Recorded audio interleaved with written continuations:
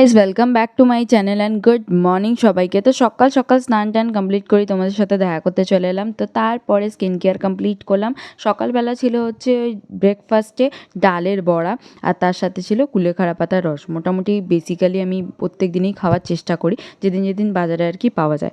তারপরে দোকানে এসে অনেকগুলো লেখালেখির কাজ ছিল, সেগুলো কমপ্লিট করছিলাম। তারপরে খেলাম হচ্ছে কুল, আর কুলের পরে হচ্ছে সব জিনিসপত্র এসেছিলো আর কি মালটাল দোকানে, সেগুলোই সব গুছিয়ে টুছিয়ে রাখলাম। তারপরে খেলাম হচ্ছে লস্যি, আর এটা খেয়েই আমার কাল হয়ে গেল। মানে আমি পুরো মানে দুপুরে কিচ্ছু খেতে পারিনি, কারণ আমার শরীরটা এতটাই মানে কিরম একটা হচ্ছিলো, গ্যাসের আই থিঙ্ক প্রবলেম হচ্ছিলো। তারপর বাবা আমাকে আনতে এসেছিলো, তারপর নখগুলো সব কেটে নিয়েছিলাম, কারণ ভাল লাগছিল না। তারপরে হচ্ছে একেবারে গেছিলাম একটু ফুচকা টুচকা খাওয়ার জন্য, ওটাই খেলাম।